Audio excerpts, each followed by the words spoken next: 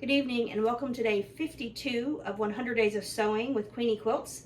I'm Catherine Wilson, your host, and today we are kicking off a new item. So every Tuesday I'm going to talk you through the making of this guy. So this is the Prism Tablerunner. It's kind of a classic Judy idea. It uses some of her most famous, I guess, or I don't know if that's the right word, but most common techniques. And it's a great way to really understand how to read a pattern. It's a great one to learn how to read a pattern on. And that's one of the biggest things as an instructor that I get as a complaint is, oh, I don't know how to read the pattern. I don't understand the pattern. I don't understand it. I don't know how it works. And so we're gonna work through this one over the next couple of weeks. So I don't have a full schedule. It's really going to depend on how I need to break this up so that I can keep these videos under about 20 minutes.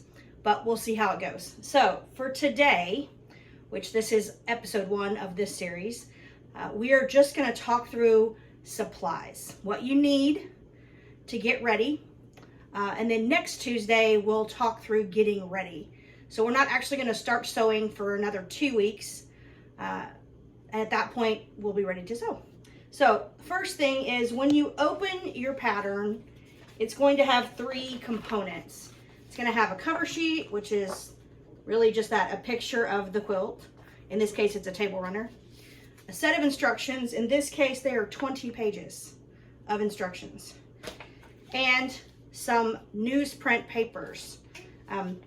These have numbers on them. On each page, there's a set of numbers. Those are going to be important in a little while in terms of if you make a mistake, knowing what you need to order or get a handle on, get a hold of to make a correction. So for now, we're just going to set those aside. We're going to gather a couple of things. The first thing you're going to need is some fabric. Now in my case, I have decided I'm going to use this Cross Stitch by Allison Glass jelly roll. You will need not just a jelly roll, so you need 8 fabrics out of the jelly roll, so 8 strips, plus a couple of extra strips for some corner components, and then a light and a dark background. So in my case, I'm going to use white and black, and then a selection of these strips, but we're going to have a whole thing on picking your fabric, but just things you want to start thinking about. In terms of tools, for paper piecing itself, there's not a lot of extra tools. You're going to use your standard sewing machine. You need a 70-10 needle, Microtex, which is a very thin needle. It pokes a very small hole, perforates that paper really well, and ensures that you can get the paper off. You also are going to need an add-a-quarter ruler. So they look like this. They come in a couple different versions, occasionally in different colors. There's a pink one that's for Susan G. Komen breast cancer.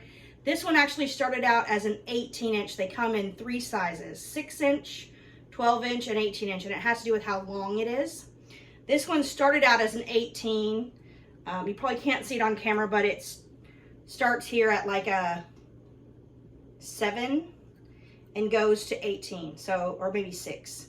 So I obviously took an 18 and cut it into 2 pieces. I often do that. So this one is equivalent to a 12, but the 18-inch has a much wider lip here, and I really like the wider lip to keep my fingers away from the blade. So you're going to need an add-a-quarter ruler. The other thing you're going to need is you're going to need something to fold against. I have a little piece of Mylar. This is heavy-duty Mylar. And of course, since I'm going to a class or teaching a class, I have my name on it. I have my name on this guy too. Address label, whatever. Something to put your name on it, because that is the one thing when you're at a paper piecing class, everybody's going to have pretty much the same set of tools. You're going to need a regular ruler. This is just a 6.5 by 12.5. This one is an Easy Rule by Sharon Holtgren. So it's an off-brand. I don't know. Probably got it as a present. You're going to need a rotary cutter. So this is a 45mm Olfa. I use this to cut paper and to cut fabric. So you just have to change the blade a little more often. It really isn't worth it to me to have separate ones. It doesn't save me any time. Not that I haven't tried that approach, because I have. It didn't work for very long. I can't never remember which one was the paper one and which one was the, so there you go. I just use this one. You're going to need a, well, they call this a glue pen. So this one happens to be a Fons and Porter, but they come from a couple different brands. There's a Sew Line brand, there's an Alex Anderson Quilt Smart brand. It doesn't really matter. They have about a 1/2 inch wide stick that works like lipstick or chapstick. So you can buy refills for them. They look like this. They come in a 2-pack. At some point we will walk through how to change those. But for now, you're just going to need, for this one, you're probably just going to need 1 glue stick and 1 refill. I can't see you needing more than that, and that's how they come. Generally, they come as a pack. I don't have a package, but sort of like that. And then I use a regular paper to fabric glue stick. So this one happens to be from Elmer's. You just want a water soluble. They come in a couple different types. There's a repositionable, which gives you a little more time to work with fabric. That's made by 3M. I don't find that I don't have enough time.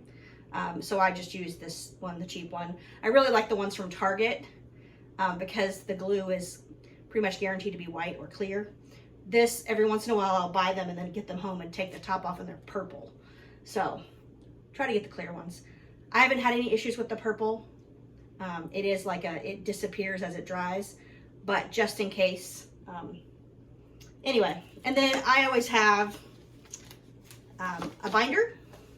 So this is what I'll put my pattern in, and then some of the plastic sleeves that go with them. So, and then some plastic bags. So these are just Ziploc bags. I reuse the same ones over and over again. So for this one, we need 4. These are these happen to be the gallon size. I do like the ones that you can write on right here. And then the other thing you're going to need is a Sharpie marker to write on them with. Other than that, that's really all we need to get this project started. So from now until next Tuesday, gather all your things. It's your pattern. You can get it from Quiltworks. That's QUILTWORX.com. You can get it through me. Just send me a DM on Instagram or an email at Catherine@QueenieQuilts.com. I will put my contact details in the little doobly-doo underneath. And next Tuesday, we'll meet back here and talk about getting our pattern ready to sew. All right, I'll see you next Tuesday.